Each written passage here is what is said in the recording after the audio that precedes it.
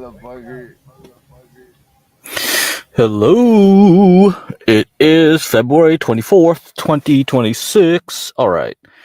Nothing interesting happened today in the markets, honestly, but I might as well review how Bitcoin is doing and show you what I would expect for Nvidia's earnings, all right? And how that would affect the Bitcoin trade. So if you're ready, if you're prepared to trade, it is time to prepare. And I'll go over some earnings I found quite interesting, the results of. Okay, we're going to look at that. But first, let's prepare ourselves for this. We have a State of the Union address coming up. However, let's look at how the British are doing before we look at how we're doing. How are those Anglo-Saxons doing? Are there any Anglo-Saxons left in Albion? They put it up with this. Welcome to Britain. This is amazing. He gets arrested after, he got arrested. A fucking cock you are. Oi! Oi! Wait. What's that about? Wait, what notes are you taking down? I'm just writing stuff down. What, like the fact that we're not doing anything? Well, you're not, Aggravating anyone? What you are. No, but like verbally. I'm not doing anything. What do We're you not. I didn't mean to waste all your lot's time. We didn't think it would be this bad. The Arsenal one was What way did I do? better, honestly. You're making me I didn't do nothing. I was at our last Arsenal-Chelsea one. Yid Army! You're a Chelsea fan. Wait, no, Yid Army's their team. Can you nick him, man? Yid Army... He's used the word Yid Army, which is legal, so let's nick him for public order. Let's get him out What? of I there. thought... Oi, bruv. You got a license to say yid. Bruv. Okay, I mean, I don't know what's going on here. I have no idea. If anybody of you guys know about soccer, football, hooliganism, can you chime in? What the fuck did he just say? We're not doing anything. Well, you're not, Aggravating anyone? What you are. No, but like verbally. I'm not doing anything. What do you We're not. I didn't mean to waste all your lot's time. We didn't think it would be this bad. The Arsenal one was What way did I do? better, honestly. You're making me I didn't do nothing. Chelsea fans like you, weren't I was at our last Arsenal-Chelsea one. Yid Army! You're a Chelsea fan. Wait, no, Yid Army's their team. Can you nick him, man? Yid Army... He's used the word Yid Army, which is legal, so let's nick him for public order. Let's get him out What? of I there. thought that was a... Just so we are absolutely clear, Yid Army is a self-adopted nickname and chant used by Tottenham Hotspur supporters, including both Jewish and non-Jewish fans. Come over here. What? I thought that was a... No. What? Mate, that's an offence. Come over, mate. All right, mate. You're currently under arrest. Wait, you guys- no, is this real? There's no way this is real, right? What did he say that's illegal? Yid Army is a Spurs chant because they historically had a lot of Jewish fans. Spurs fans call themselves the Yid Army to take ownership of the term. Violated public order. You heard what the sergeant said. Why are you taking my Oh phone? my Can I give it to my God. friend? Turn around, mate. I need a handcuff. Look at how many police officers there are. This is insane. Arrested so we can conduct an investigation and to prevent any physical harm. If you just asked me to leave, I would have left. All right. I didn't know you were waiting to Okay, arrest mate. me. That's the Tottenham chant, and I sung it to a Tottenham fan. I wasn't trying to aggravate anyone. Gonna have to conduct a search. Anyway. They're gonna have to search him because he said a word? Got anything on you that could potentially harm me? No, absolutely nothing. All right. We're gonna have to do a cavity search on you. Are you loosening This cup? is people are calling this the most British video ever. If you asked me to leave, I would have left. I would have given you guys an easier job. Oh, mate. I didn't even know that was a racist chant. I've never even heard that before. Last time I came to a Tottenham match, they were singing it, so I sung it as Using the well. word yid if you're trying to antagonise. No, but they're part of Tottenham. All right. I didn't try and antagonise anyone. So clearly, I tried to show I was on their side. So clearly, that's antagonistic. To who? All right. Clearly, that's a public order offence. Bro, like, it's the Karen country.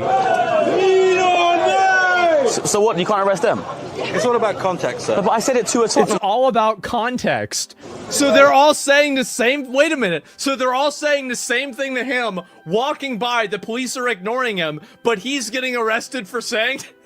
What? That's not fair. Come on now. They've just five people have just chanted it past you. What? Oh my God. And I've just got arrested And for the look at same all thing. the police officers too. How is that fair? Depends if you're trying to antagonise. I wasn't trying. I'm right? explaining to you right now that I wasn't trying to antagonise anyone. What the hell is going on over there? Well, like the fact that we're not doing anything. Well, you're not, Aggravating anyone.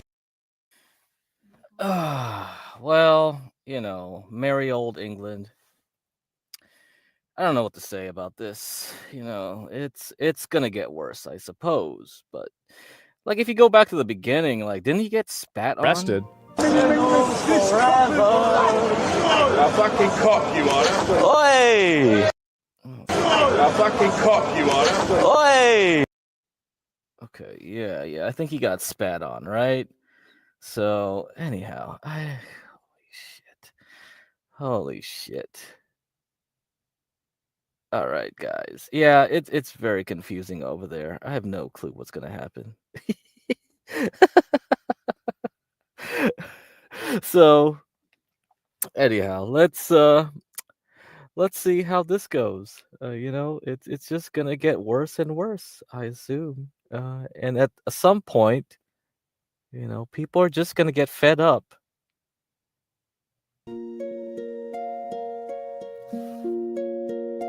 It was not part of their blood. It came to them very late.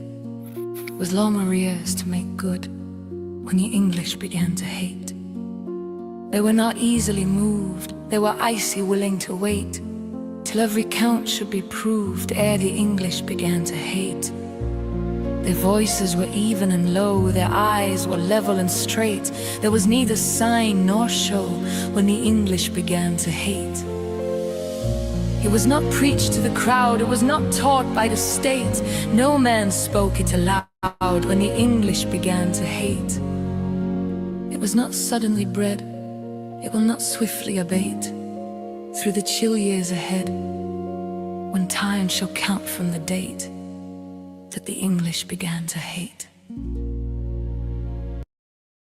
So remember that poem, okay, guys? I read that poem like some time ago. I forgot when. I don't know if I read it in school or something, or something, but yeah. So just remember that poem as we continue on our journey into global warfare. I'm sure something's going to happen. We are headed somewhere. There was a lot of news, a lot of racket. So even though if we look at the markets, nothing happened. I have no clue, right? Oh, you don't like Asmund Grund. Well, you know, he's put up there for a reason, right? We have a lot of things. We have a lot of people put up into the world here. Oi, don't be using illegal words, y'all. Yeah, exactly, right? How did an AI EHO become a bonger trad meme? It was some kind of parody of a game. So there was a game that was made to promote inclusivity or something, and then somebody just subverted the chick that was trying to bait people. I don't know, man. I don't know what's going on. I don't follow internet culture that closely. Like I don't go on 4chan every damn day like I used to in the 2008, 2007, 2009, 2000 whatever. Remember Occupy Wall Street? I that was the peak of 4chan culture, I think. That was when I was introduced to 4chan by a grad student. So I was in grad school and this guy was like, "Hey, you heard of 4chan?" And I was like, "What the fuck is that?" And that started me down that rabbit hole of 4chan. And then, you know, we had 2016 happen.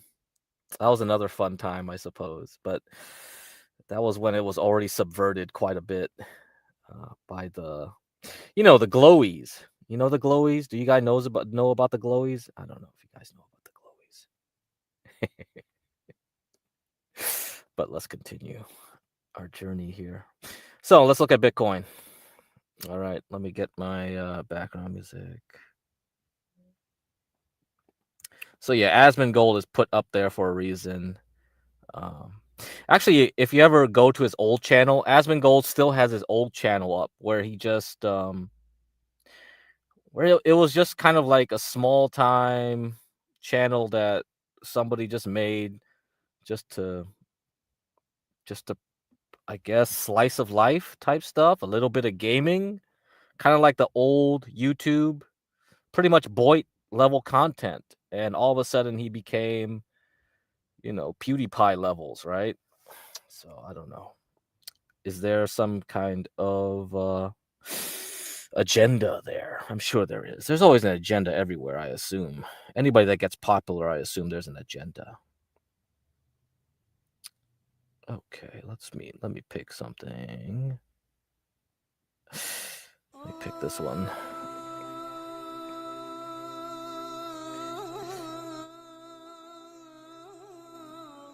Okay. Hopefully while I was paused there, you guys looked at this chart carefully. Have you studied this chart? Have you studied this chart? What the hell? BTC dumped below 63. I mean, you gotta study this chart. Okay, this is Wyckoff, all right? So let me take away the chart and let me put back the chart. Okay? Okay? You see that? Okay? So that's the Bitcoin chart, right? This is Bitcoin dropping since February 1st. Or January 31st, whatever you want to say. We stopped here Friday, February 6th. We bounced. We went back. We went back up. We went back. We tried to go back up, failed, and now we're at the bottom. The bottom of that pink area, like I told you yesterday. So yesterday morning, I said I wouldn't be surprised if we went to that bottom of the pink zone. What's that pink? What's that pink zone? That pink zone is the range. The range that I've been drawing since we dropped here. I left this. I haven't changed this drawing. I left this pink area for a reason, you know. So I can extend this out further. We can keep going further. I don't know where we are going to be at, but this is important. This pink area is important. All right. So anyhow, let me draw this back here. Okay. And the reason I did this is that the first drop is what they call a selling climax in Wyckofian terms.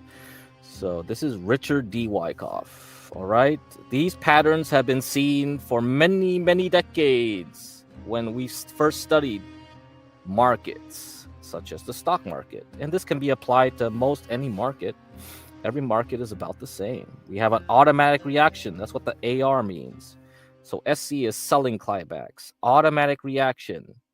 And then we had a little test, right? So ST is for test, for some kind of test. I don't know what the S, secondary test. I think that's what it's called. This was a secondary test right here. And that's why I started drawing this yellow area. Once you see these patterns, you know, you see them everywhere. So that's why I say, like, study, keep studying. This is you doing pattern recognition. AI can definitely do this because all we're doing is looking at images, right? So that's why I say looking at charts is so useful because AI can do this work for us. So if we can train AI, all right, to study many charts, and then you ask AI, hey, can you predict how long something will stay in this pink zone? Can you predict when I can buy, when I can sell? You know, can you do that for me? If you can do that for me, I don't need to do a damn thing. That's what it is. So what's the other secondary test? Secondary test at phase B was here. Okay, was in this area. So let me get that out. This is probably that area here, phase B. All right. Then we went back up. So we're still in phase B. All right. Right there. Then we went back down. Okay. We started goofing around with that. And now we're here. We are now in phase C. Now, once we finish phase C, I am going to buy a lot. Okay. Go long a lot because I think this will freak people out.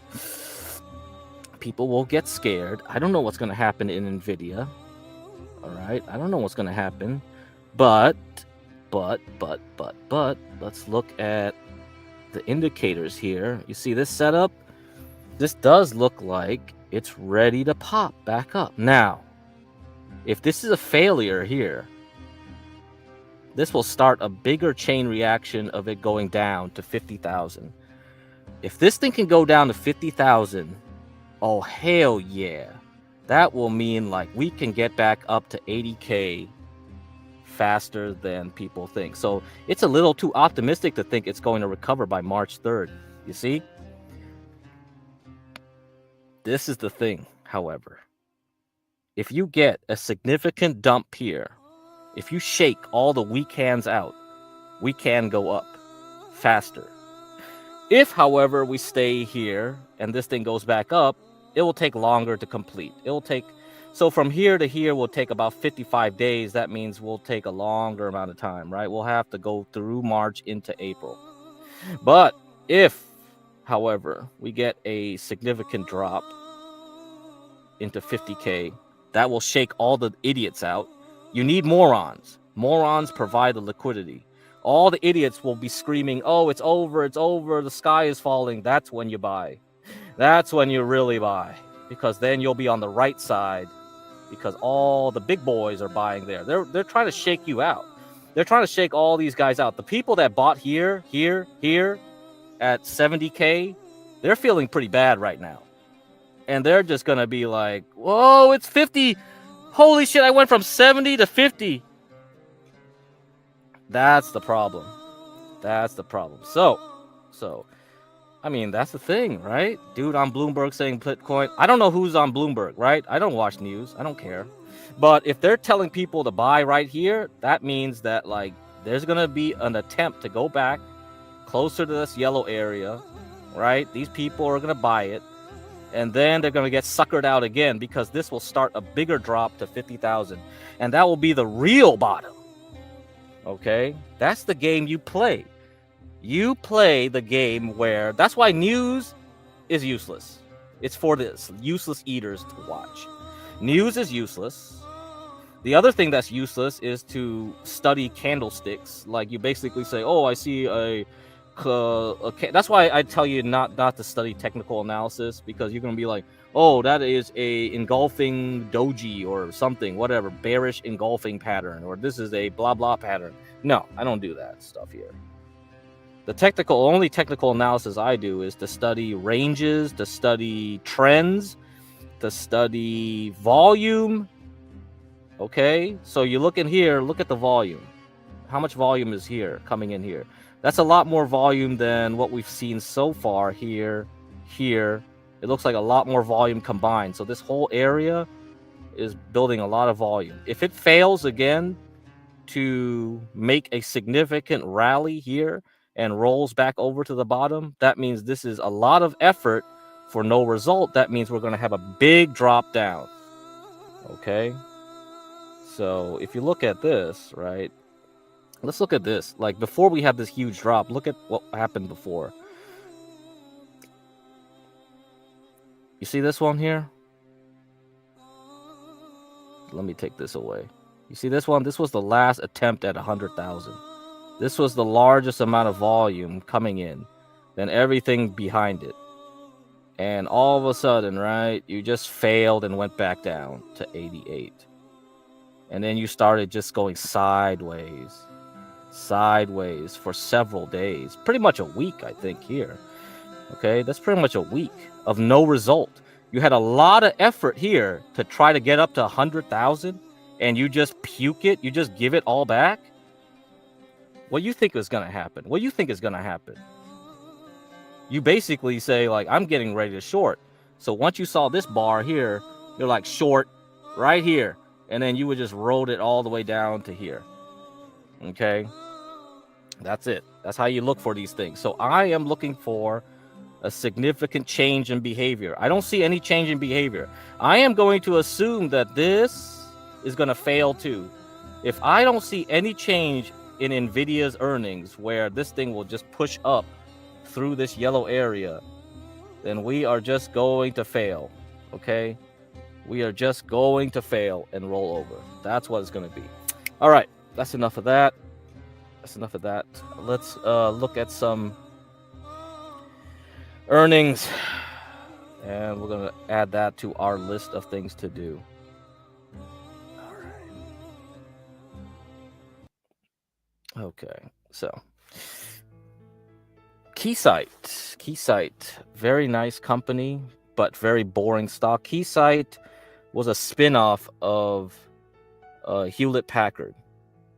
Okay, Hewlett Packard split into multiple companies. One of them was Agilent. Agilent then split itself off between Agilent, which did medical instrumentation, and Keysight, which continued to do electrical instrumentation. So if you're an electrical engineer, you probably know about Keysight. A lot of instruments like multimeters, oscilloscopes are made by Keysight. The other one is Tektronix. Tektronix, I don't believe, has a stock. It used to be headquarters in Oregon. It might have been bought out by someone. Tektronix might have been bought out by someone else already by now. It was a smaller competitor to Hewlett Packard. But Hewlett Packard, when it started in the 70s to 80s, it was a instrumentation manufacturer. So all the test equipment was made by them. And that was long before they entered into the PC market. So people only know HP now for laptops, PCs and stuff. Well, no, and servers, but no, they started off, this was their original original business was in instrumentation. So usually a boring stock. But after they split off, they'd done quite well. So 2016, you see they had a dip here. I think that was following the markets here. 2015, 2016, there was a bear market in Asia expanding into Europe. Europe had the issue with the Eurozone, Greece debt. If you don't remember about Greece and their debt issues and dragging the whole Eurozone down, that was what caused this. So the Asian crisis, European crisis. So a lot of stock market issues there. And then after that, we recovered and we went up pretty well. But since 2021, since the end of the COVID bubble, it's been going sideways. But recently, okay, in November, so Thanksgiving, the last earnings it went up to 200 and crossed over. And that was a very significant resistance level. And you can see it spent many weeks testing it, right? See that? So that's the same thing like UwU. Okay, so Eric W, if you remember, like, if you bought UwU when I told you to buy it, you would have bought it here. But since you bought it here, you basically bought it where there's a lot of resistance. Okay, so that's why there's going to be buyers and sellers fighting here, basically trying to wear each other down, trying to figure out what is the price of this stock now. And then it slowly started creeping up again, right into the New Year's, right, and into February. And then we have earnings. Earnings now confirms that this stock is going to go a lot higher. This is a huge range between 2021 and 2024. We have a 4-year range where it went nowhere. Now it's ready to go a lot higher. So who knows? This could be a very new stock that people will be looking at for quite a while. Let's see. Other things to look at, CIFR, cipher mining, so Bitcoin or crypto mining, which is turned into AI, data center servicing. Same thing as HUT. HUT will report earnings, I think Thursday or tomorrow. I don't know. I think it's tomorrow, right? Yeah, okay, tomorrow morning. So I'm curious to see how this goes. I bought HUT back here in November, December, okay, when it was around 34. I mean, I bought HUT in April too, but, whatever. Once it did this, I'm like, I'm out. I'm getting out. Once it got towards 40, I'm out.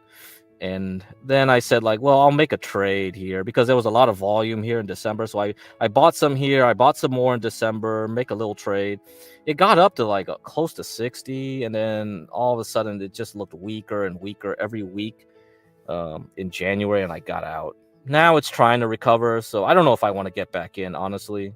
But if it does hold this after earnings, if Bitcoin doesn't like shake people out too badly, if the NASDAQ doesn't completely die off after Nvidia, I don't know. It really depends on those things too. I might get back in. Okay, this might be a bigger bubble coming here because then we'll have to get people to get suckered in and you could easily trade this up very high, because you could tell like a lot of people are struggling to figure out where this wants to go. And if this thing goes against the bears, then yeah, this thing could shoot up $100 a share, because there's so many shorts here. Probably, I'm guessing that they'll get blasted away, and so yeah, that'll be a good trade. Otherwise, it'll just crash. I think if Bitcoin and the Nasdaq just completely pukes, then this thing will just go right back down to $15 or something pretty quickly. So it's a potential short too, but I wouldn't be betting in any direction for now, because there's just too many things going into play that you have to worry about. Okay, what's the other ones I want to look at? Italian defense company, DRS Leonardo. So I mentioned this a few times this year, all right, as one of those European defense companies I was eyeing. So it made quite a bit of large candles here on earnings. So usually it got whooped down. So there was a change of behavior here. But overall, there's a very good trend since the Ukraine war started. So it's been doing good. It follows along with a lot of European defense companies. Very nice. And the trend is still obeyed, right?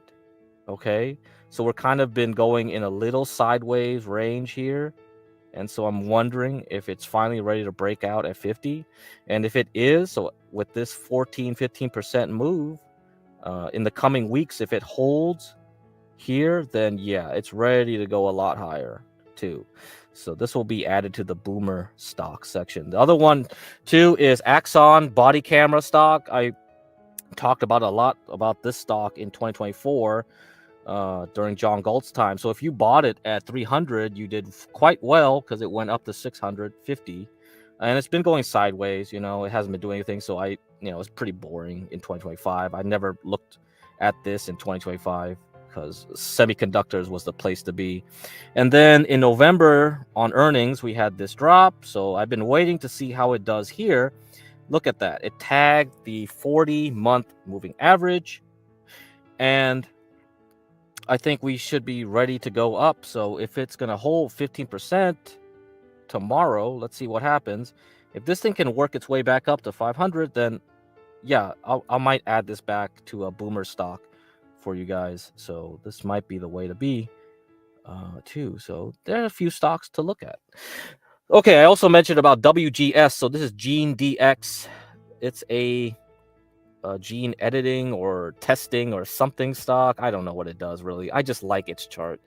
You buy it at $1 here. It goes up to 80, 60, 80, whatever. Great. So I said, if this thing did not do well on earnings, which was like yesterday morning, so Monday morning, and today it's down 7%. If it goes to $40, so let's say the Nasdaq craps out on Nvidia, and this thing just follows the Nasdaq down to $40-50, I'm going to attempt a long. Okay, very risky. This stock is no joke. If people really want to short this thing from here, it's quite easy to scare people out, because I'm not even sure if there were any real buyers here. Let's see. You look at the significant volume here. Let's see that bar is significant. If it breaks this low of that bar at 70, you are taking a chance at buying at 40 and 50, because I don't know where it's going to stop.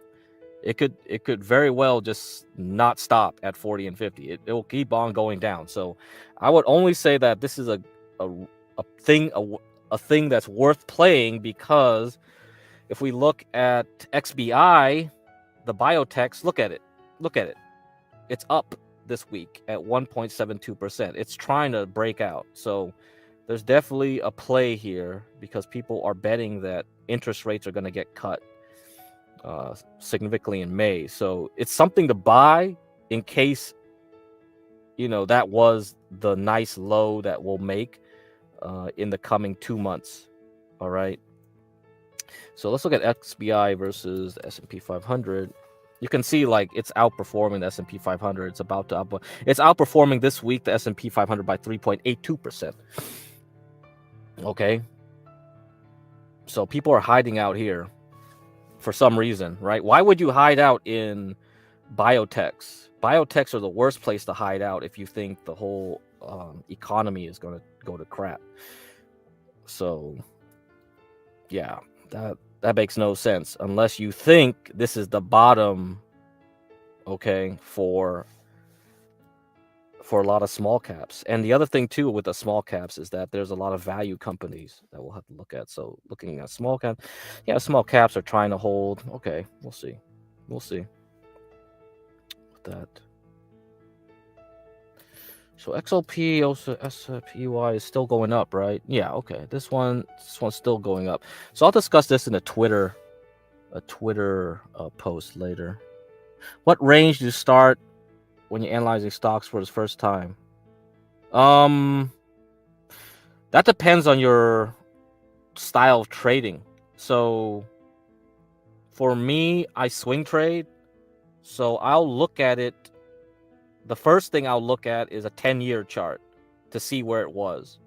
Then after that, I zoom in to a yearly chart. Okay, and that's it. That's what I'll do. Okay, so that's what I'll do. If you're an investor, you'll look at a 20-year chart or even higher, maybe even 50 years if it can go that high. And then you look at everything by the quarter. So you'll look at 5 years or 2 years. Okay? That's how you look at it. It depends. And day traders won't even look that high, right? Day traders will probably just only look at maybe 2 to 3 years to see if there's a trend at that level, and then scale down to swing, like very short time swing traders and day traders. So you'll look at 2 or 3 years, then you'll zoom into a few months, okay, based on that. And then from there, you kind of have an idea of where things are with this stock. And then you try to trade it within that area. If you look at Joe Rabel, you can go to Joe Rabel's channel. That's probably better. You can see examples of this. He does that a lot. So, because that's multi-time frame analysis. So he's very good at explaining that multi-time frame.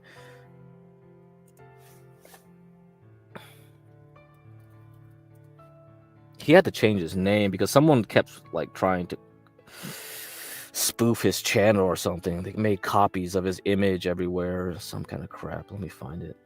Okay, so he changed his whole thing here.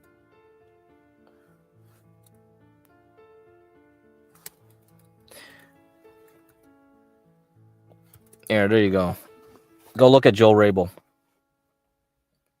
And he has a book too, like $5 you can buy his book. It's just a PDF if you want. But if you watch his videos, you'll know what's up. All right. So Joe Rabel.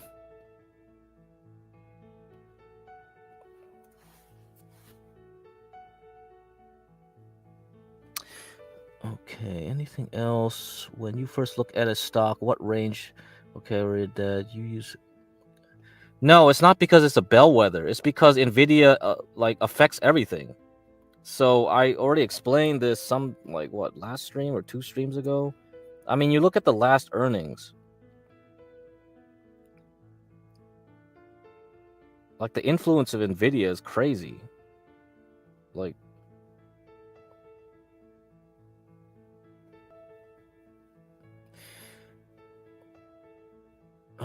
okay. All right.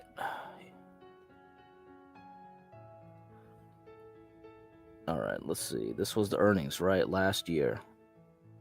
Yeah, you see that? So this was a close on Wednesday. So it opened up like 5%, right? So it opened at 5%. And then all of a sudden it just like the whole day it just dropped. Okay, so for the whole damn day it just dropped. So let me just do freaking okay. Let me do this. Yeah, the whole day. Like here, it dropped here, right? Somewhere here. So 8%. Then on Friday it dropped even more. So Friday morning Basically, we went from all the way up positive 5%, and we dropped to 11.60%, basically. So nearly a 12% drop in a single stock. And what did the NASDAQ do during that same period? So that's just one stock, right? That's just one stupid stock. And for the NASDAQ, dropped 5%. So one stock dropping 12% caused the whole index to drop 5%. Can you explain that to me? Why does that happen? Because this is a market cap weighted index. NASDAQ 100, S&P 500 are market cap weighted. Okay. 7 stocks on the S&P 500, tech companies basically, control 40% of the whole index. And then the whole index has derivatives, right? So the S&P, the NASDAQ, they have futures that everyone plays with.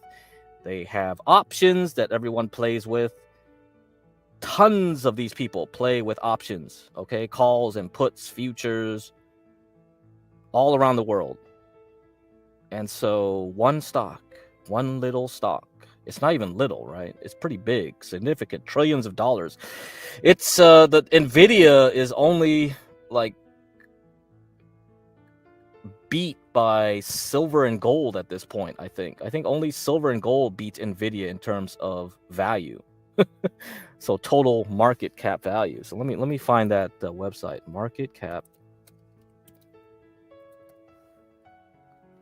All right. Okay, I got it. Like that's why you gotta watch all my streams. you can't skip anything. Every stream I drop something important. Okay, that's why it takes a long time to do this, because most people don't spend the time to study. Oh, what's market cap? What's this and that? Nobody cares, right? Boring shit. But this influences a lot of how you trade, man. Right. So anyway, who's Ghost? Is that the guy on that ham radio or whatever? Who's Ghost? I don't know who Ghost is. I've heard of that in reference to Ralph. But then eventually this year there'll be a healthy bear market rally to form at a lower macro high. Just my opinion happened. I don't know. I just follow charts, man. I have no clue. All I can do is follow what the chart says for now. If the chart changes, I'll change. I think it's very possible div in the 50s with Iran's also Nvidia. I'll also have another articles to read, so wait up on that. I have some astrology for you guys. Ghost Politics. Yeah, I've heard of him. I never. I recognize his voice. I think people always play clips from him, but I never watched him, so I don't know what it is. Sounds like some guy you would hear in ham radio. Like if any of you guys do ham radio, you'll hear some crazy boomers screaming about like the Jews or some shit. I don't know. See right here, gold, silver, market cap. Gold market cap of gold is $35 trillion. Market cap of silver is basically $5 trillion. Market cap of Nvidia is 4.695. So there you go. So Nvidia is only beat by silver and gold at this point. What's the rest of these? Apple, Alphabet / Google, Microsoft, Amazon, TSMC, Saudi Aramco, Meta, Broadcom, Tesla, and then 13th place, Bitcoin. Okay. That's it. Now you understand, right? Now you understand where everything's concentrated in. So Ghost is a legend. He's been streaming for decades. Yeah, he's a boomer. Yeah, of course. He's probably been streaming even before it was called streaming on his ham radio set, I bet.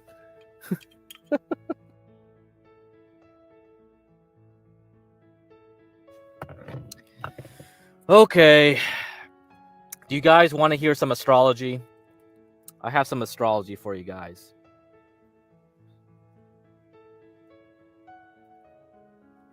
Let me find this tweet.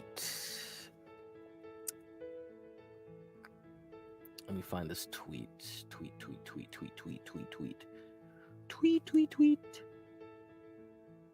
There's a lot of tweets like the past several days. Jesus Christ.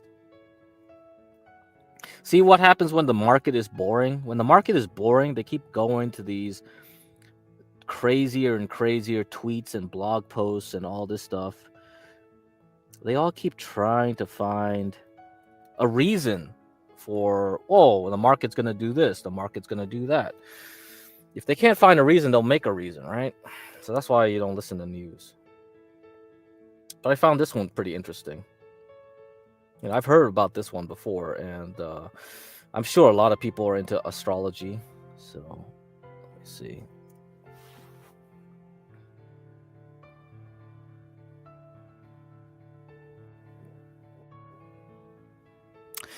You are now entering the Poets. I never knew how to pronounce this. Poets crash window.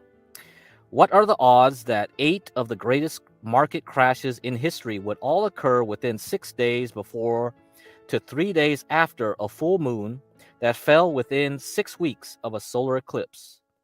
According to Steve Poets, the probability is so small that it stands out as a statistical anomaly, ultimately leading him to define what is now known as the Poets crash window. Poets' theory suggests that crashes most often begin after the first full moon following a solar eclipse, when that full moon is also a lunar eclipse.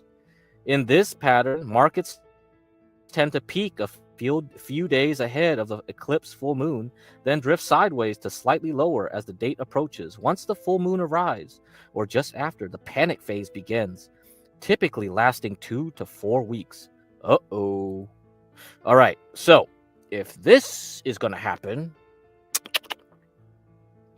then we are going to get into a protracted downturn into tax season. All right.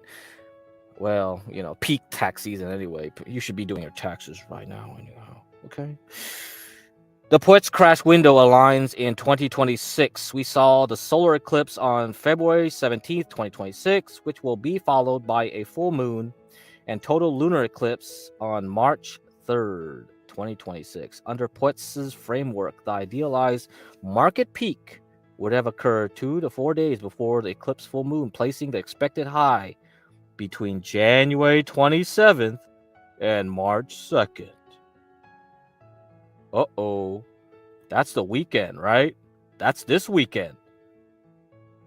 So, that would suggest that you shouldn't be buying anything before the weekend, because I'm guessing the weekend we will declare war on Iran based on this astrology right here. The final trading sessions before the lunar eclipse trigger date. All right, so there you go.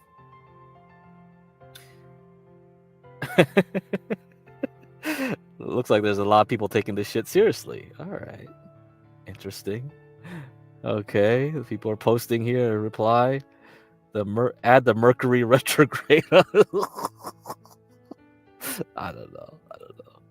That is interesting. So anyhow, there you go. You can go read that stupid article, or tweet if you want.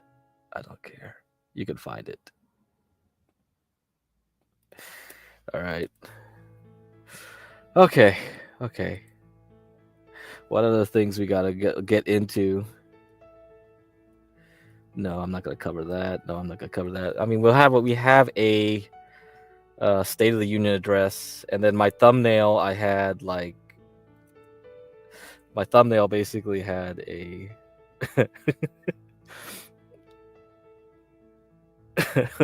the Gerald Ford and all this. I don't know if you've been paying attention to that whole Gerald Ford shit. So, but yeah, I was spending some time trying to see what thumbnails I could create from that Gerald Ford thing.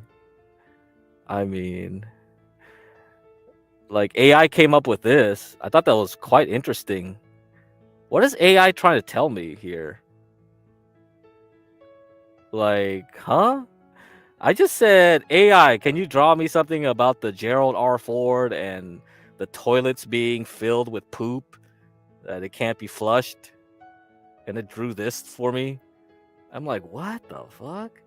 This is why I love this AI playing around with it, because this thing is like AI like comes up with the wildest shit sometimes. It's just like, what the heck happened? Why would it make that? Fascinating. But anyhow, the whole thing is to, we have to be prepared. And what do we have to be prepared for? Not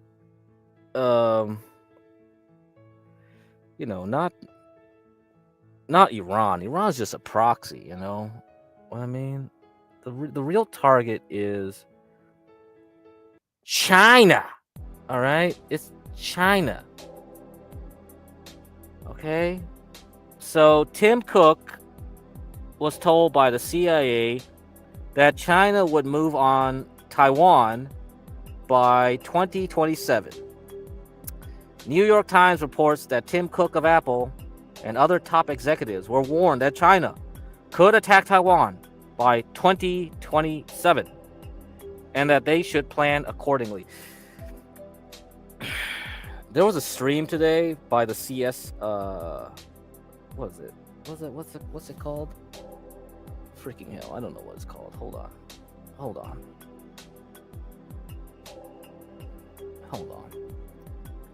Let me see.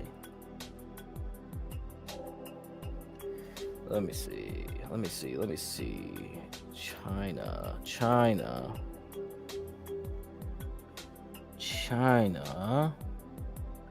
What the fuck?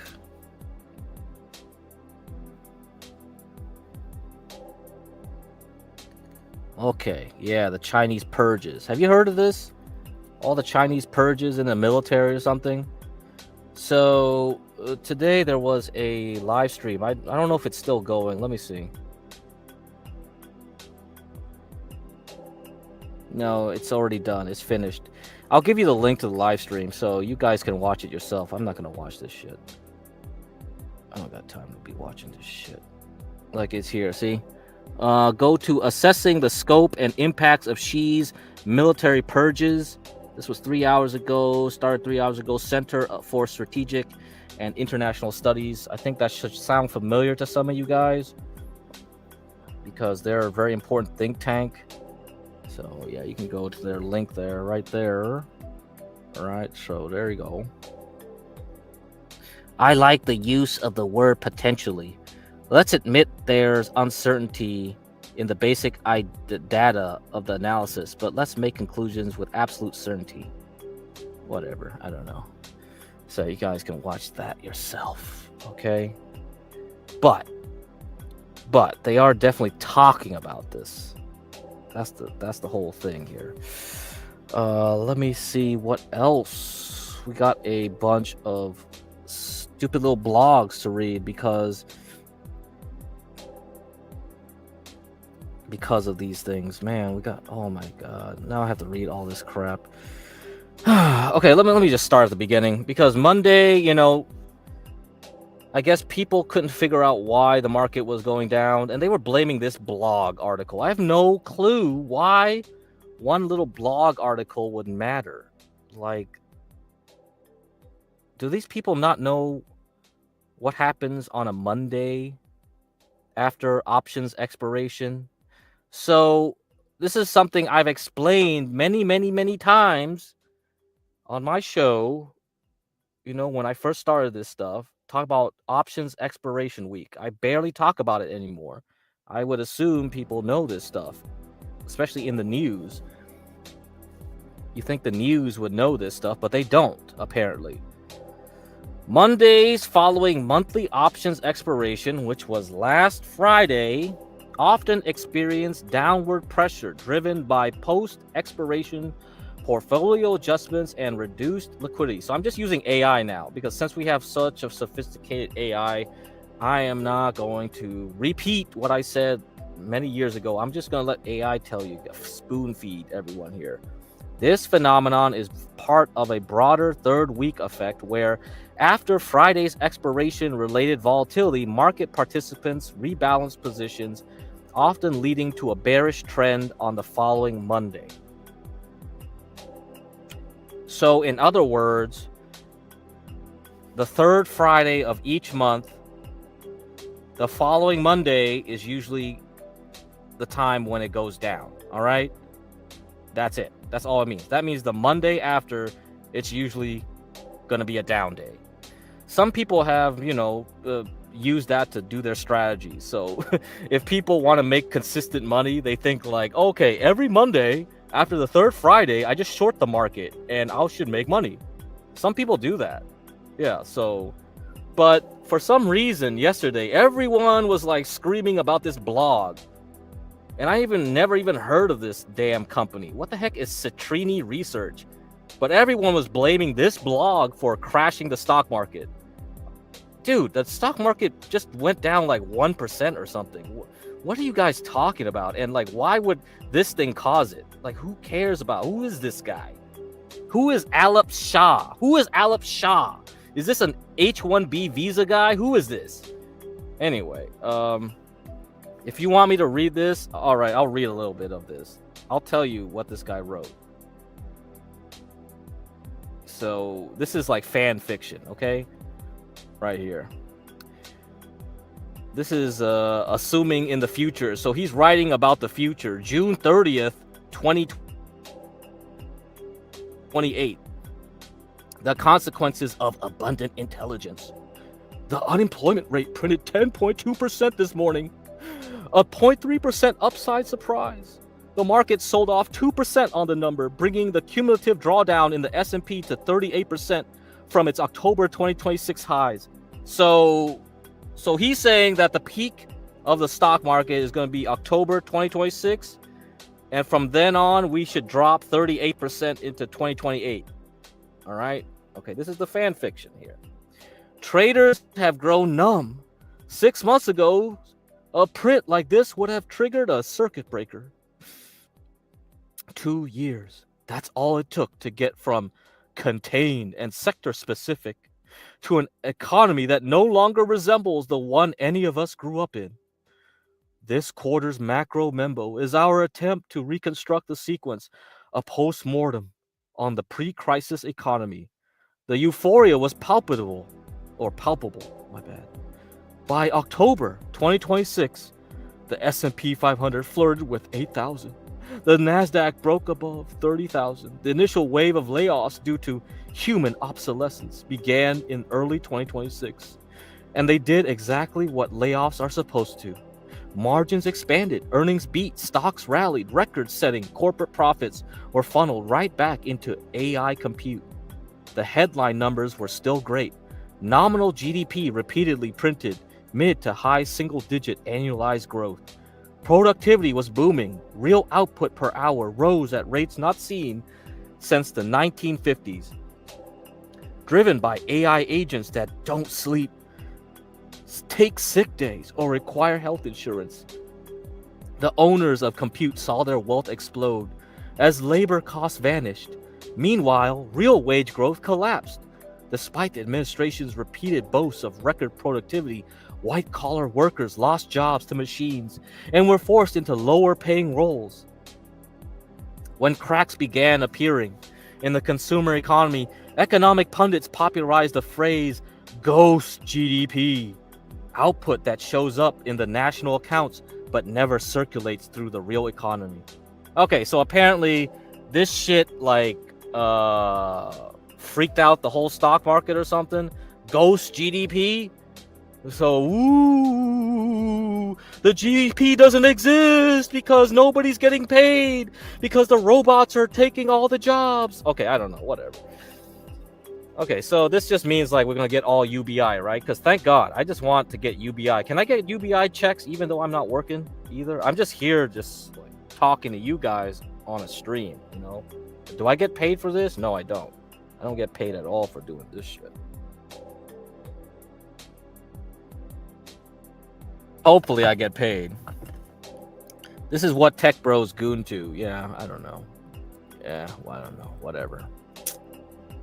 But they blame this whole thing on the stock market going down 1%. That's crazy. You gotta be kidding me. This shit really... Does he even have any formulas here? If he has any math to back this up here. I mean, he's got a lot of shit. Definitely got a lot of PowerPoint slides to show you. Definitely got a lot of PowerPoint slides. Woo! Oh shit! Oh, look at that! Look at that! Look at that! The AI feedback loop. Oh, we're going to hell, right? A non-cyclical disruption. So traditional cyclical recession. Let's see. Overbuilding, inventory overshoot. So that's like all you idiots buying all the RAM. Okay, Micron is just building, and eventually there's a peak, and the prices start crashing because nobody's ordering RAM anymore, and then it's all going back down. Okay, that's the commodity cycle. That's exactly what happened with silver, essentially. Construction, slowdown, destocking. Okay. And then lower rates, restocking. So I guess lower interest rates or something. And then new construction and recovery. So the AI-driven economic feedback loop. No natural break. AI investment increases and AI capacity improves. Companies need fewer workers. Okay. White-collar layoffs increase, displaced workers spend less. Okay, so that assumes like they'll lay off people like Monty, right? So Monty probably makes quite a bit. Hopefully she makes over 150,000 at her job. She should be able to get up to 200,000 if she works the corporate politics game correctly. So she'll be making 200,000. And then all of a sudden they'll develop an AI that could do her job and she's laid off. And then all the money that she gave to Hormaxer, Grace, you know, that all disappeared. Or King TL wanted some money like some hours ago, or I mean days ago, right? To go fly or do something. I think he already got paid by Damius. So I don't know what job Damius works at, but I'm assuming Damius also works at a white collar type job. If he works at all anyway. And economy weakens. Companies invest more in AI to protect margins. So this causes a feedback loop where they rely more and more on AI, okay, to reduce their cost. And then all of a sudden nobody works anymore. So this thing will just keep looping and looping until everyone gets laid off, except for plumbers, concrete workers like King TL. Okay, all right. So that's the hype here. Anyway, this is way too long. I can't read all this junk. Come on. Oh man, what is this? Okay, so this PowerPoint slide, I'm guessing here, tech white collar workforce. So high skill, high wage gets laid off, and they run into what? They do DoorDash. So they all run to do DoorDash and Uber Eats, and then what happens here? Then everybody gets lower wages, and then they get screwed this way too. Okay, what's your next slide? What's this one? Private credit and life insurers. Asset managers, yeah, Apollo is a big one. So what does this mean? So AI disruption to ARR drives wave of defaults. Oh, okay. So we're going to get into a credit default spiral here too, huh? Goes all the way to Bermuda. So insurance companies are going to get screwed over. What? Holy shit. So this contagion is going to spread to my life insurance? Oh my god. Fuck. So he compares this to the 2008. So this is here's your fan fiction. So subprime crisis, all right? So origination, bad loans with no documentation, ninja, stated income, ninja. What is that? Is that the N-word? Did these try to sneak in an N-word in there? Borrower profile, subprime, low FICO, low credit, minimal savings, trigger, rates reset, payments spike, delinquencies visible almost immediately, broad Sunbelt sprawl. So yeah, if you guys remember 2008, a lot of the houses in the Sunbelt, Phoenix, Arizona, Vegas, you know, inland California, basically like Inland Empire areas, Barstow, like between LA, Riverside, and Vegas. Write down bad loans, punish fraud. All right, so 2028, we have good loans, real income, real docs, real down payments, prime, subprime, high FICO saving buffers trigger income permanently impaired by AI displacement. So he's basically saying when the wages start crashing, all these guys get laid off, they run to the gig economy. The gig economy starts going down. I mean, because like all these guys are competing for the same freaking wages, and the elites basically don't need to pay you anymore because there's so much damn supply of workers. They can pay you less and less, and you're still desperate to work at DoorDash and Uber Eats. Apparently, you can't figure out another way to make money. Delinquency is variable and timing masked by HELOC draws, so HELOC, home equity loans, 401k withdrawals, credit card bridging. I think we already have this issue. These HELOCs and I mean, they're gonna start, or they already have started. So I already see like credit card delinquencies rise. Concentrated in tech finance hubs. So that means San Francisco, New York City, Seattle, Manhattan, Austin. So all these cities are going to turn into even worse places, huh? Okay. Technology keeps improving, preventing underwritings. Pool of new buyers continue to shrink. So that just means like we need like UBI, okay? So I don't know. What the hell, man? Whatever. Okay, yeah, so you guys can read this on your own. I have the link pinned. I think that's enough fan fiction for today. I spent way too much time on that. Let's look at this fan fiction here, if this is even fan fiction. So the New York Times posted about Taiwan, right, in 2027. So 2028, we got to worry about AI disrupting wages. And 2027, we got to worry about invasion of Taiwan. Okay, the looming Taiwan chip disaster that Silicon Valley has long ignored. So federal officials have for years tried to wean Silicon Valley from its dependence on Taiwan, an island democracy roughly the size of Maryland that makes 90% of the world's high-end computer chips. If you didn't know that by now, I don't know where you've been, but everybody should learn that Taiwan makes pretty much everything you have in your computer and iPhone. In secret briefings held in Washington and Silicon Valley, national security officials warned executives from companies like Apple, Advanced Micro Devices, and Qualcomm that China was making plans to retake Taiwan, which Beijing has long considered a breakaway territory.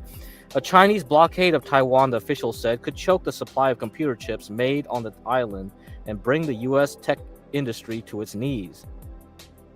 Two presidents have tried persuading the industry to change. President Joseph R. Biden Jr. offered financial grants worth billions to improve the domestic production of chips. After that didn't work, President Trump threatened billions in tariffs to essentially accomplish the same thing. But warnings, gifts, and threats have made little difference. The U.S. tech industry has stubbornly refused to shift where it gets most of its chips, which power things like smartphones, laptops, and the great giant data centers that run artificial intelligence. Now there is increasing concern that inaction by some of Silicon Valley's most important companies risks destabilizing the global economy. Those worries drawn into focus by recent live fire drills conducted by the Chinese military in waters surrounding Taiwan have prompted dire warnings from White House officials. The single biggest threat to the world economy, the single biggest point of single failure, is that 97% of the high-end chips are made in Taiwan. Treasury Secretary Scott Bessent said last month at the World Economic Forum in Davos. Okay, so I'm not going to read the rest of this stuff. This seems like it's just more fan fiction. Now, there is importance to read fan fiction, however, like this. Somebody out there is trying to put these things out into the ether, right?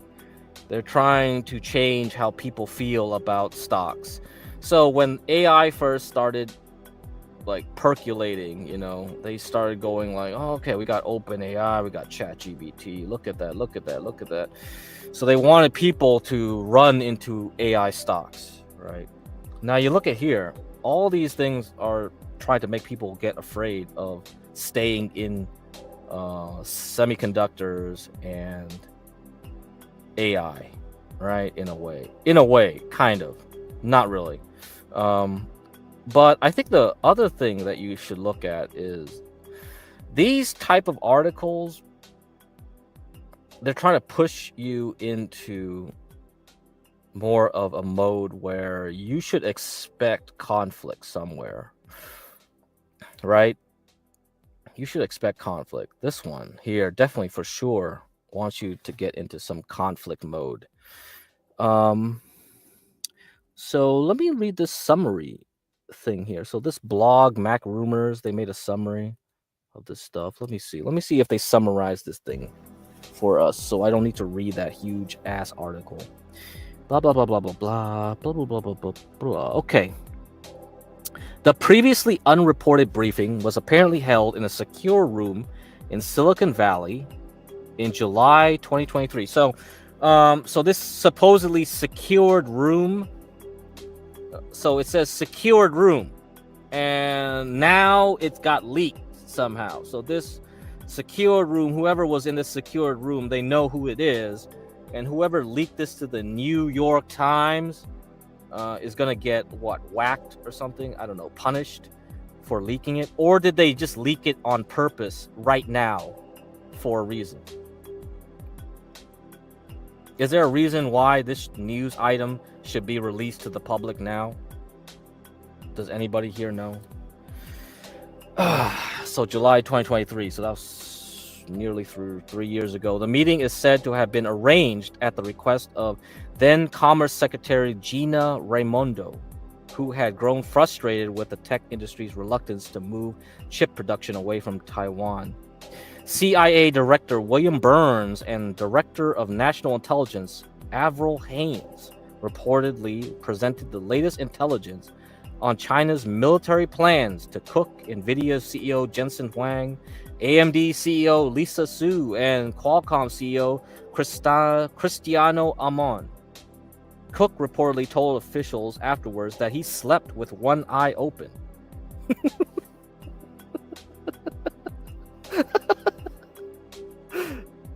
Okay. How much do I want to read this? Blah, blah, blah, blah, blah, blah, blah. Okay, that's nothing. So, what I want to tell you is that there's reasons why these articles are coming out. The one with about like wage spiral and the AI increasing unemployment to 10%. And then you have this one, which is like, oh, Taiwan is going to be a flashpoint for war. So, what do we have recently in the news? What we have recently is the fact that there are clogged toilets on the USS Gerald R. Ford. Now, several days ago to 1 week ago, these articles were written by another think tank. So this website called 1945 is run by a think tank, and they started like blasting these articles. You know, very convenient. They blasted these articles just before all the poop stuff started happening, like the rumors of like people throwing towels into the shitter. I have no clue what the hell is going on, if that's even true, if that's even propaganda. But here we are. This was written before that, though. Psychology suggests crew fatigue is setting in. U.S. Navy aircraft carrier USS Gerald R. Ford is being pushed past any normal limits.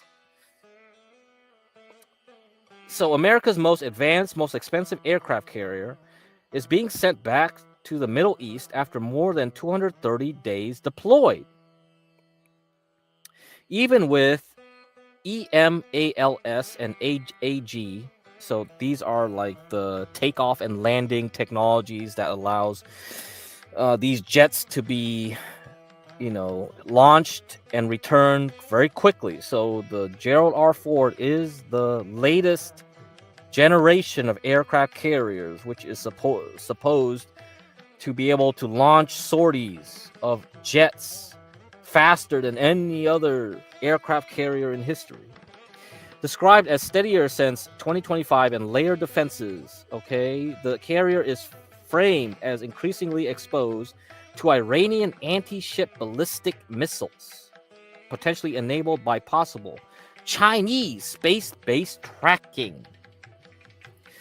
Now, the reason why you would write stuff like this, and then all of a sudden we have this poop issue on the whole carrier, is to essentially get Congress to increase defense spending. So I assume that when Trump is doing his State of the Union address tonight, it's going to be filled with this type of rhetoric where we need to increase our defense spending. This is probably what's going to happen. So, you know, stocks like Leonardo, you know, are really the place to be. You want defense company stocks right now because they're going to keep pushing this stuff as we continue into 2030. Having conducted extensive training operations in the North Sea last year with NATO, then operating near the Middle East during the 12-day war, serving as the flagship of the U.S. Navy's flotilla off the coast of Venezuela, which ultimately captured Nicolas Maduro and his wife in the early hours of the morning on January 3rd, the Trump administration has now ordered America's most expensive and advanced flat top back to the Middle East.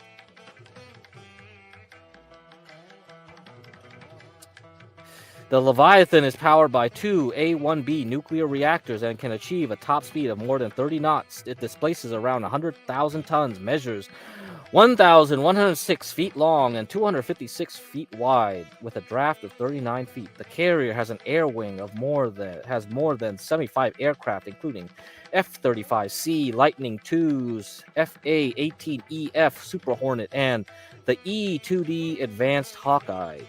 To deploy these aircraft into the unfriendly skies, the Ford utilizes a troublesome electromagnetic aircraft launch system, EMALS. For recovering those aircraft, the carrier has advanced arresting gear, AAG. This system purportedly allows for higher rates of sorties.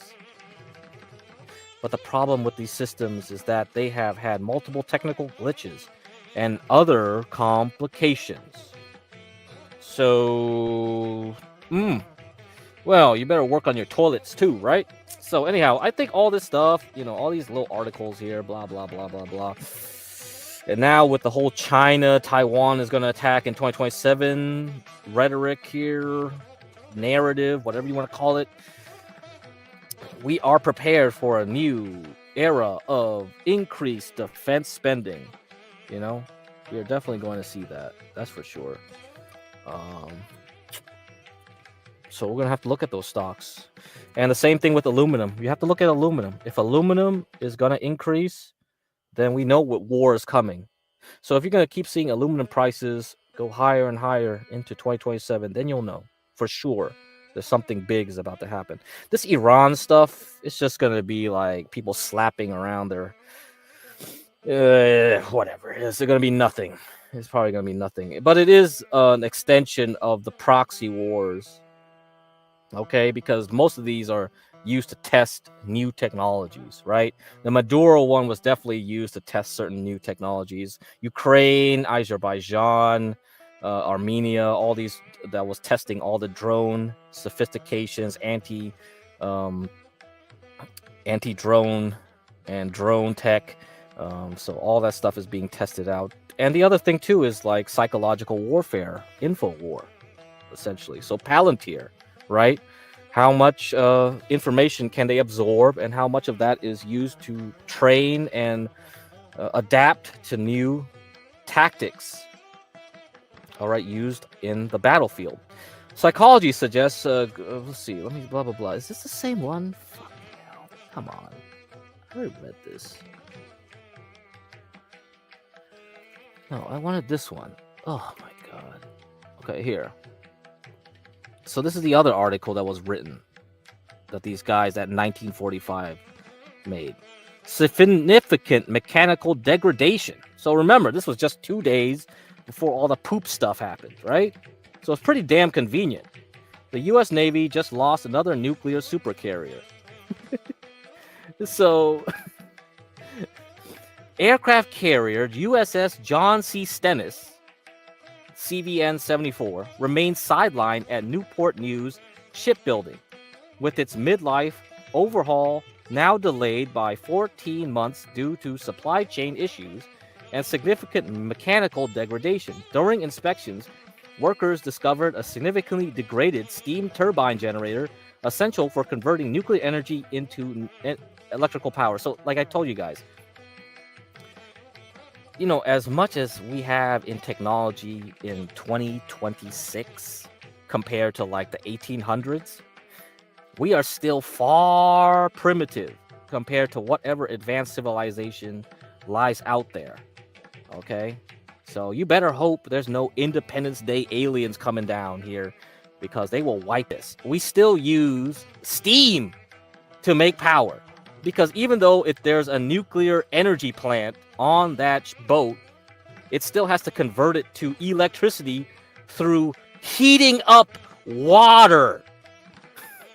Do you know how crap that is? Because you have to put salt water into the boat, boil it up, and then, like, oh my god, freaking hell, we can't do any Star Trek stuff, so there's no Star Trek, all right? Completely nonsensical.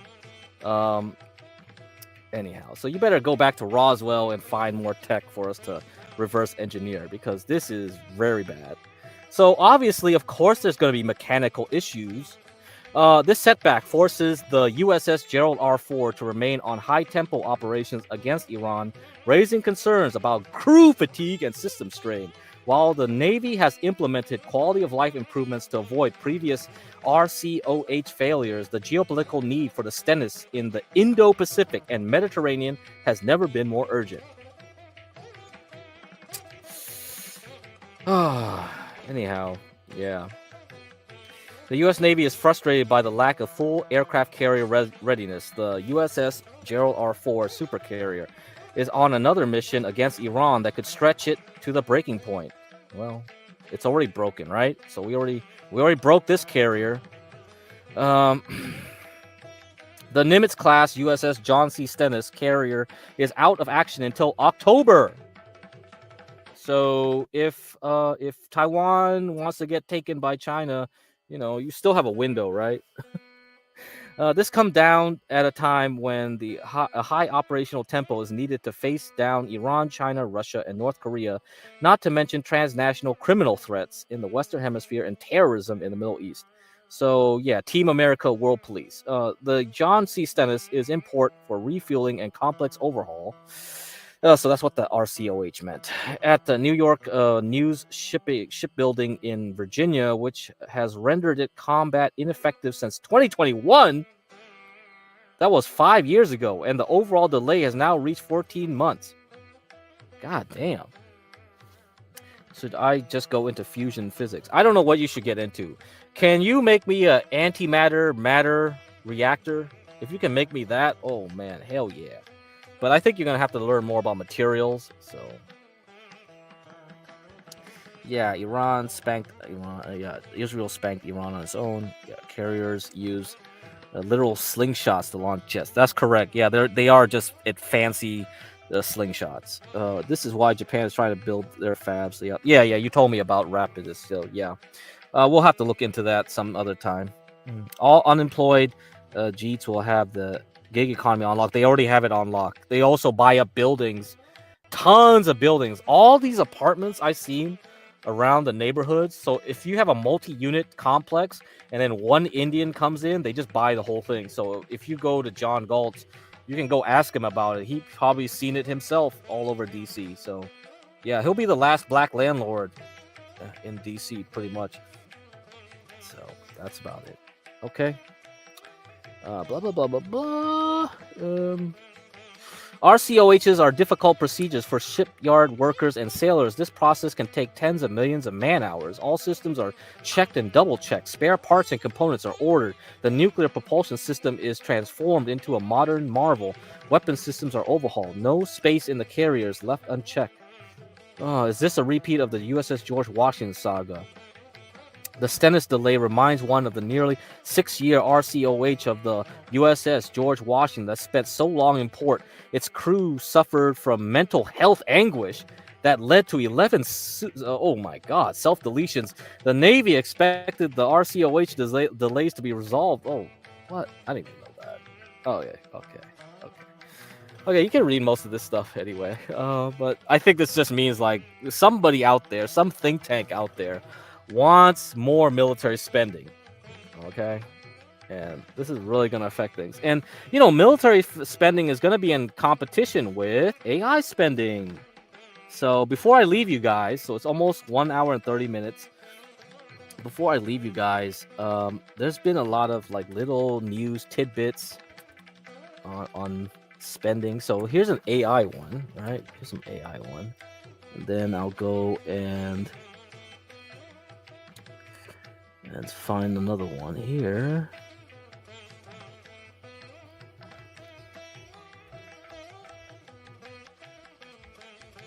Oh, here's a good one too. Let me get this one pulled up. Let me see what else got to pull up.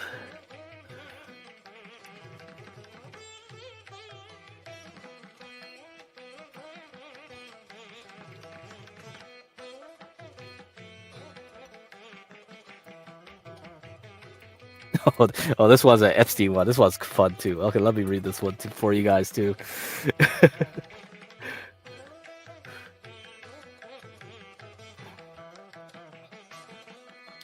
All right. I have some more. I'm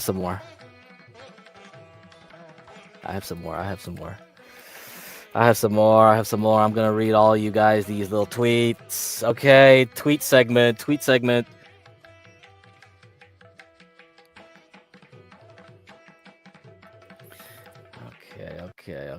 Okay. All right.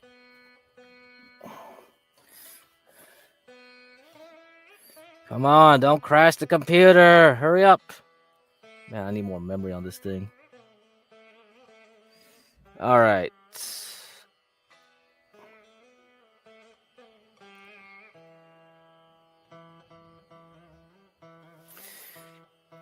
Okay. Hopefully it doesn't crash this thing. U.S. Secretary Pete Hegseth has threatened to cut Anthropic from the Pentagon supply chain unless it agrees to its technology being used in all lawful military applications.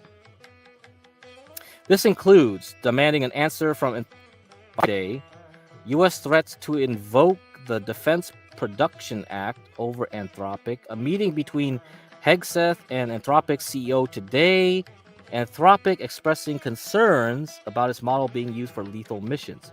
Anthropic is back under pressure. Okay, dokie. So yeah, military definitely wants to get this thing on lock with the AI. And let's look at how much AI is growing in South Korea. The AI boom is fueling in South Korea, in the South Korean economy. Exports have surged 47% year over year in the first 20 days of February. Strongest reading in at least 2 years. This follows 34% gain in January, making the second consecutive monthly acceleration growth. These figures also came despite fewer working days due to the 3-day Lunar New Year holiday.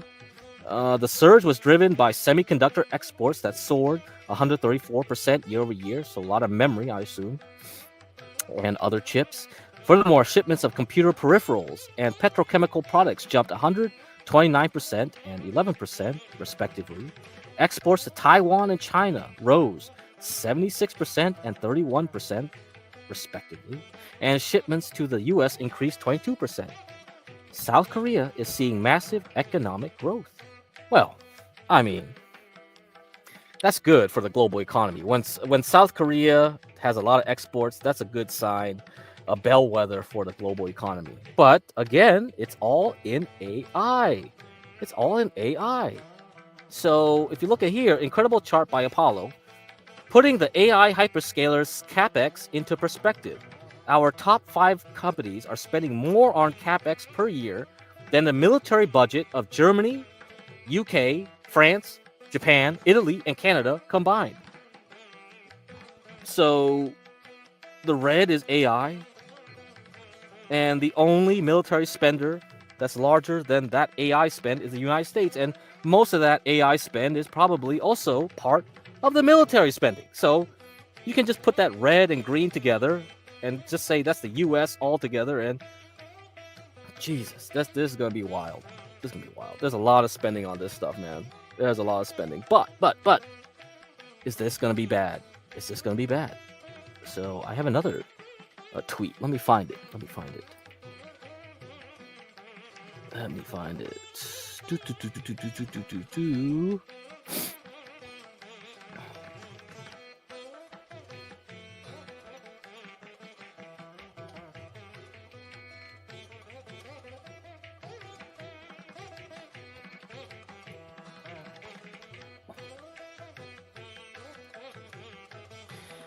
All right, this one.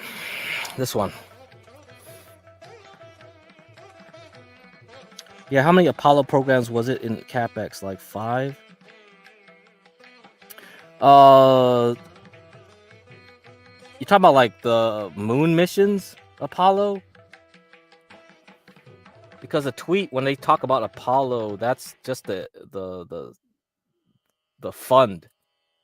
That's just the fund. That's just a big investment fund or something.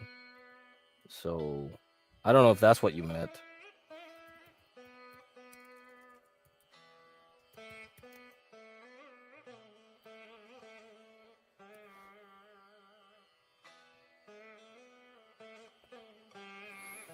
So it's Apollo Global Management. So I mean, that's even in that blog they mentioned Apollo, didn't they?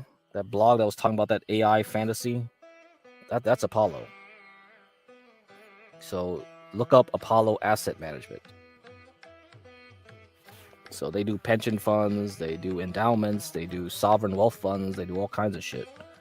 Here you go. So if you don't know about Apollo, you better know Apollo. Smell the money, man. That Apollo in that tweet was not about the Apollo moon missions. This is Apollo Global Management. So they're going to be the ones that are worried about about this.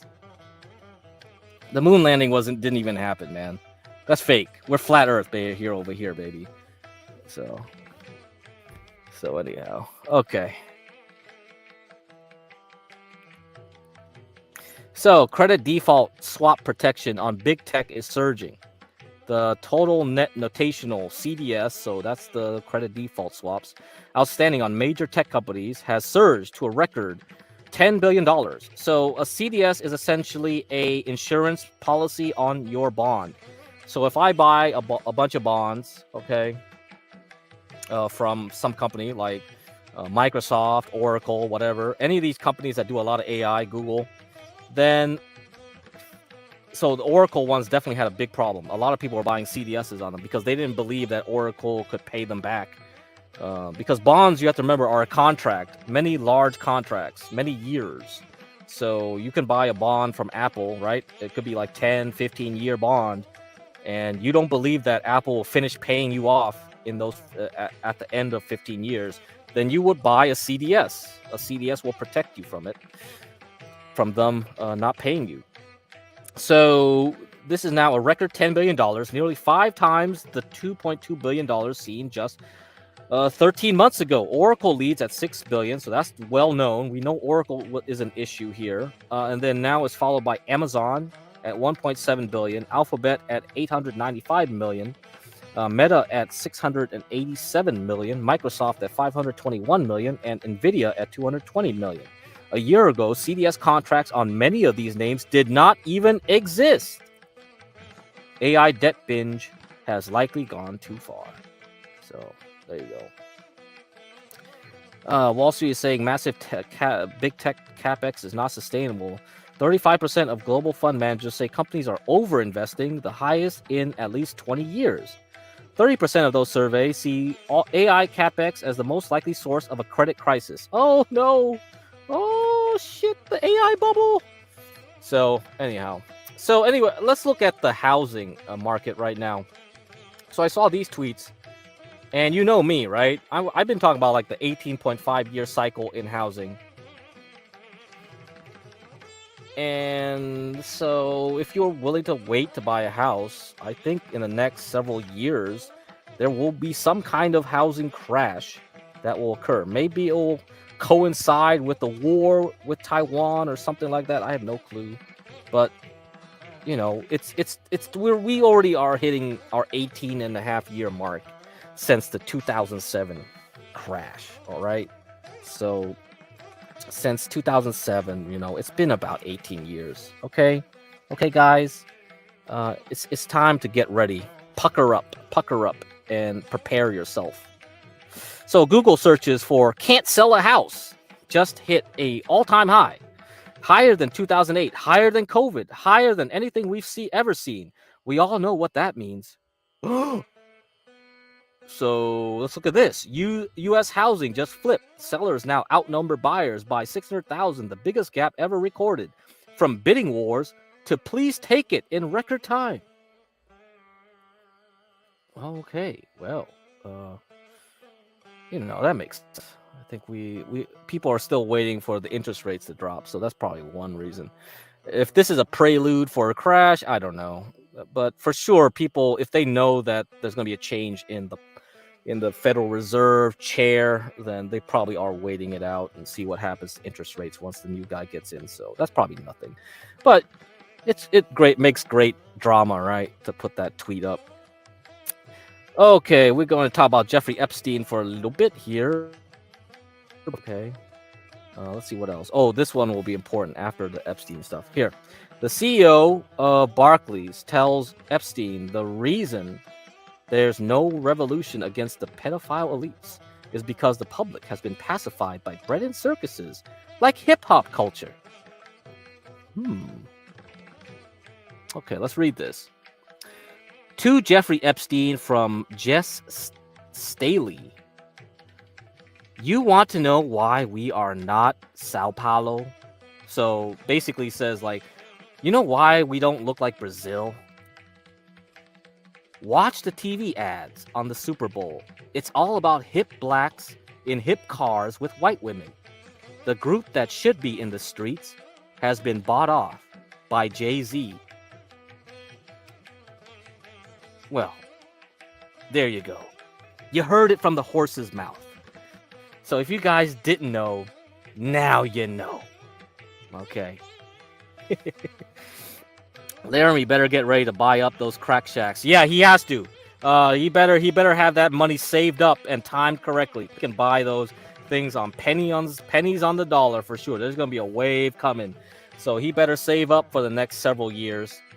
Okay, get ready for 2029 to 2030, baby. Okay, last thing to cover. The forward the price to earnings ratio, so that's what PE here it means, of the tech sector is now at par with consumer staples. In other words, the market is now valuing tech at the same multiple as boring, slow growth staples companies. Staples companies are like Procter & Gamble, you know, Nestle, stuff like that. Dollar Tree, Dollar General. That has only happened 3 times in the last 7 years. COVID, the 2022 bear market, and Liberation Day. So let's look at that. So this is reflexivity in action. So if you remember, I've been talking about reflexivity several times at least now, talking about George Soros. This is how he trades.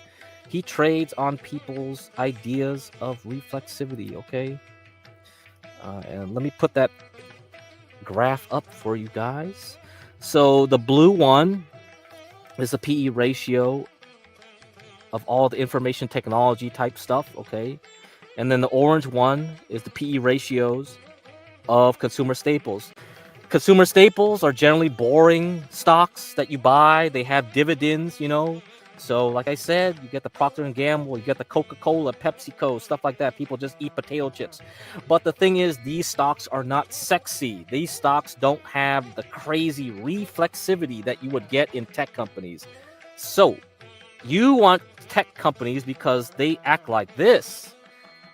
So, the earnings per share is essentially what these plots are showing. So this is like they say PE ratio, the 4P ratio. That's the same thing as earnings per share, okay? So that's a fundamental metric of a company. And so the stocks, you want to see people get hyped. So this thicker black line goes up faster and higher than the actual fundamental of a stock. So people can complain, it's like, oh man, the price of Nvidia is too expensive. It's too expensive. It doesn't matter. If people want to overpay for Nvidia because they are hyped about the future of AI, they'll keep overpaying for it. And the demand for that stock is higher than the supply, then of course that stock price will go up higher than anything like PE ratios, okay? So in general, Coca-Cola doesn't act like that, right? Coca-Cola doesn't have the effect. Nobody buys Coca-Cola because it's going to moon. There's no growth. There's no improvement in a bottle of Coca-Cola. They're not going to suddenly say, hey, guys, we're going to reintroduce the original Coca-Cola formula and put in cocaine back in there. And so all these people are going to get addicted to Coca-Cola. No, they're not doing that. Coca-Cola will always be boring Coca-Cola. So nobody buys that stock for that reason, right? They just buy it for the boring dividend and slow, steady pace growth. But for the rest of the people that want the excitement, the George Soros of the world, they want to trade. So they want to trade stocks that have this effect. They want to have stocks that go a lot higher than reality and they'll go a lot lower than reality. So when things turn and people worry about the AI bubble and the crash of the US economy and unemployment going to 20%, what do you think you're going to do? You're going to short Nvidia. So that's the reason I think why they put those blog posts out there. They want to get everyone ready to panic. Okay? They're getting everyone juiced up for Taiwan. They're getting everyone juiced up for the AI bubble because they're ready to rug pull.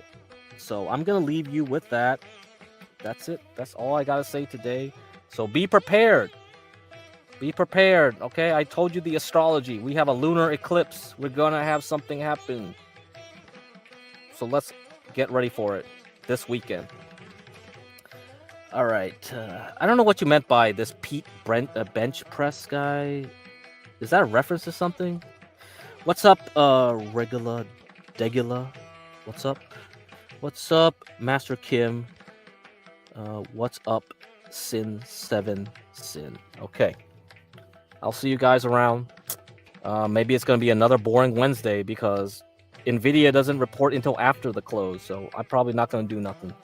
So I'll probably come back tomorrow at night. If there's something really exciting after Nvidia, I'll say it. But I think you guys know what to do.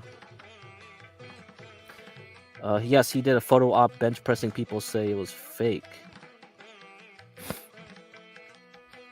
Oh, okay. Okay, you mean like the Earth is flat and yeah, the whole that stuff. Okay, all right, I got you. Okay. Is there anything going on YouTube anyway? Is anybody streaming? It was a pretty boring day today, right? Everybody was streaming yesterday. There was a bunch of people flipping out, going crazy in the Boit land.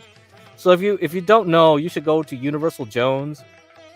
All right, you should go to Universal Jones and go subscribe to his.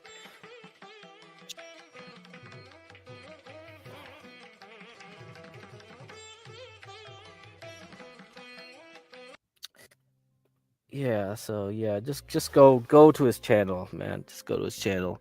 It was supposedly 300 pounds bench press. Okay. Okay, yeah. So Universal Jones, Be Better Network. All right. So I put the banner on top. You guys should go there, and also Napstars.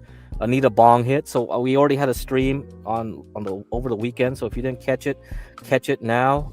Go to Boit Part 2. It was a Saturday stream. So yeah, Anita Bong hit. ANIDABONGHIT. I also saw Schizo Spuds was streaming a bit yesterday, so that should be cool. Yeah. Oh, it looks like Jeremy's streaming to 77 people. Pseudo panel. Okay. Oh, great. Looks like people are going over there to stream. I don't know. Is there anything interesting to talk about? And also, please subscribe to my Kick and YouTube channels, just in case Urban Landlord gets struck down. Okay, so give crack to me on Kick and YouTube. GIVECRACK. The number 2 and ME. All right. Be better. Okay. Yes, that's it. No, I'm not kidding you. That's his channel. Be Better Network. All right. So you better be better. Later, folks. Go over to Jeremy's. Go see what he's doing. He's got 77 viewers, so it must be spicy. He must be talking about Grace or some shit, right? He only gets viewers when he has to deal with Grace. Something to do with Grace. So go over to Jeremy's panel. Puts you up there. All right. Later.